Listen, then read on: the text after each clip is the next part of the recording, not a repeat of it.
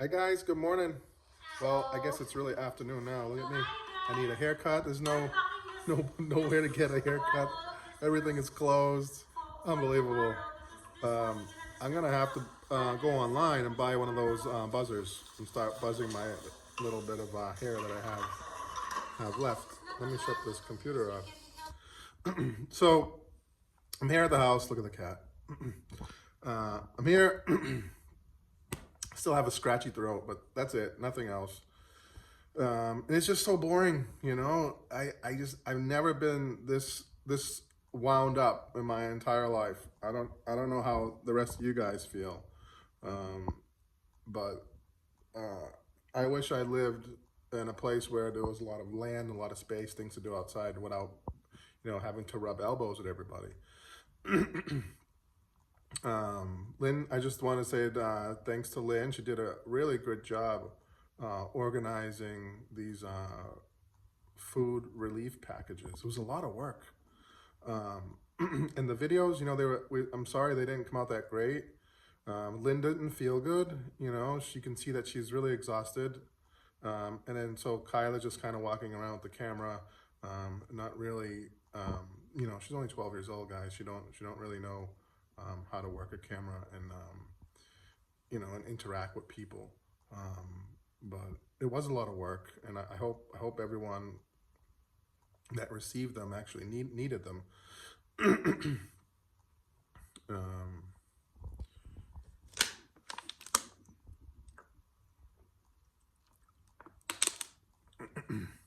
so I just posted a video of our 82-year-old neighbor. Check it out; it's really cool.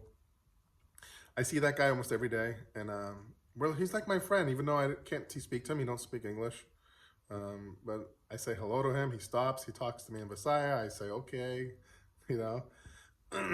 I always smile. He smiles at me. I wave to him. I say hello. He says hello back, and he just pops out of the jungle,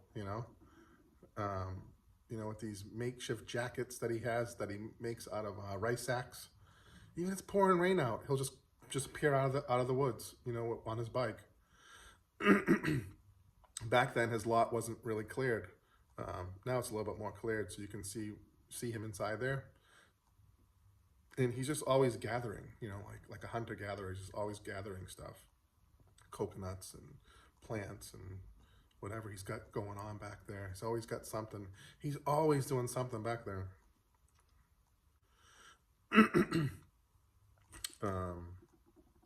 But overall, I really don't have anything to complain about.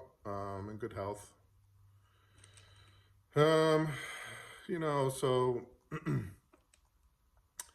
it's getting really hard for me and Lynn, for Lynn and I. It's getting really, really hard.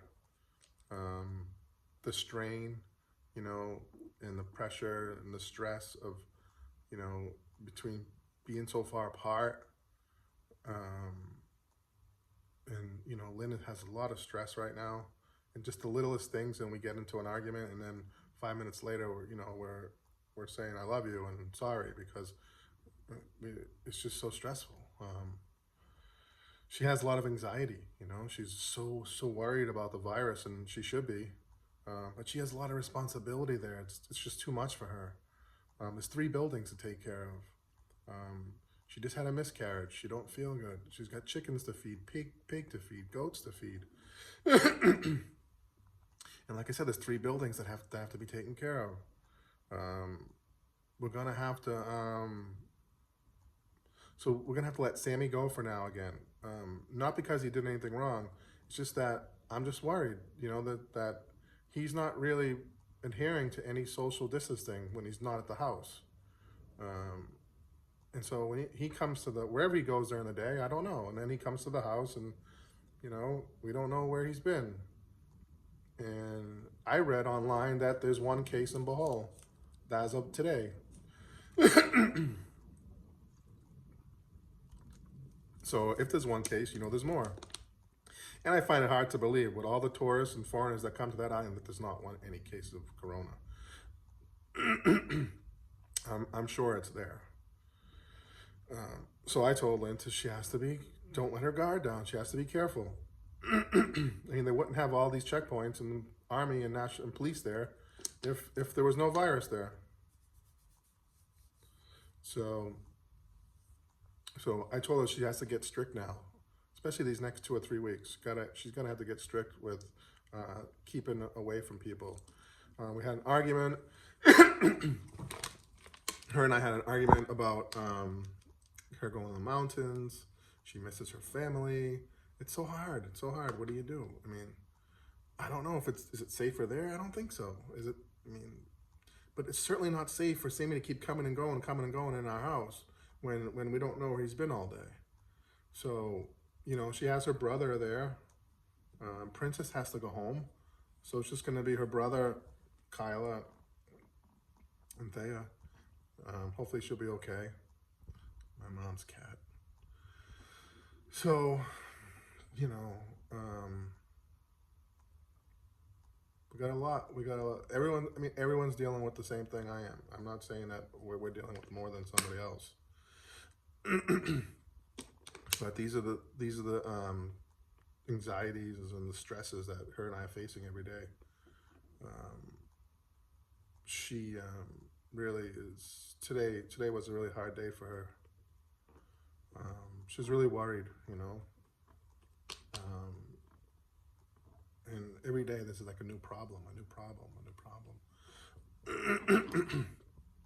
But I'm so sure, and I tell her every day, just one day at a time. You just have to wake up, get through the end of the day. And then tomorrow you wake up, it's another day. Don't try to, you know, get your mind set into thinking so far in advance of what's this, what's that, just, you know, you got to just focus on today. And then tomorrow, when tomorrow comes, you'll focus on tomorrow, and that's it. Don't let your mind stray any further than the day at hand.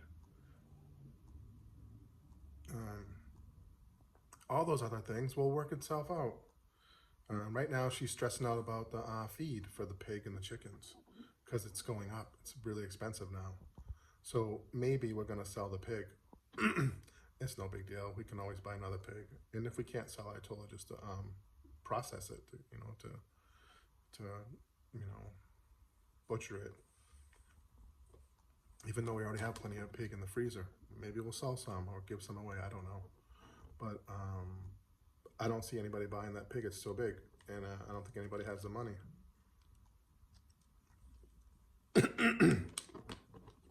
But the feed right now, just for the pig, is about 1,600 pesos, and that only lasts about 2 weeks. And then you have feed for the chickens. We have a lot of chickens.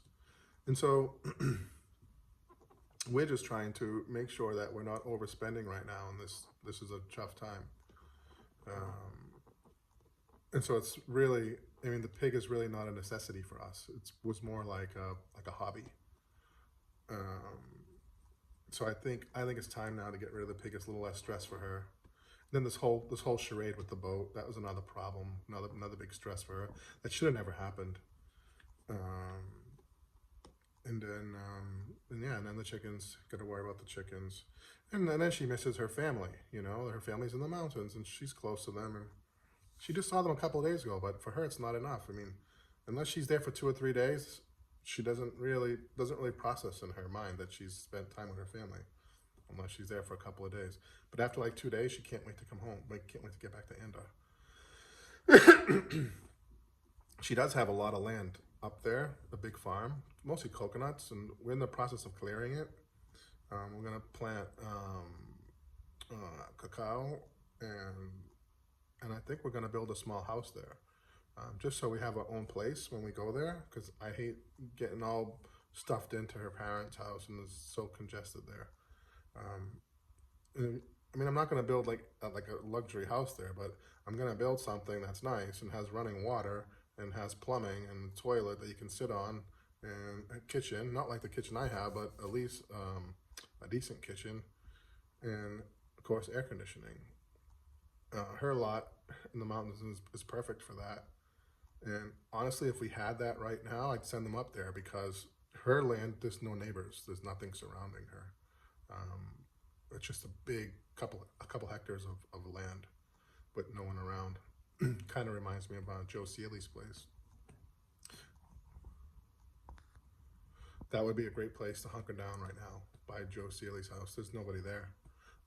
And that's really what you need right now, just to be somewhere where you don't have people coming and going. And at her mom's house, you have just so many people coming and going all day long. Not to mention all the people that are already there. So I think I've talked to Ada going to the mountains. I told her to invite her family to our house if she misses them. Let them come in and spend the next 2 or 3 weeks at our place. At least she has company, and they're not coming and they're not going to be. No one's going to be coming and going. Once you're there, you're there. I don't think anybody has the virus right now, but if anyone gets the virus in those mountains, they're going to block that place off. You won't be no one's coming in or out of there, and that's another reason why I didn't want her to go to the mountains, because if one person gets the virus up there, they're going to shut that whole place down. They're going to lock it down. There'll be army. There'll be police there. No one's coming out of that road. So it's just one road in and out of there. Nobody will be coming out of it, and she'll be stuck there. So these are the issues of today. I just never thought that I'd be facing these kinds of decisions, these kinds of issues in my life. It's really bizarre, so bizarre.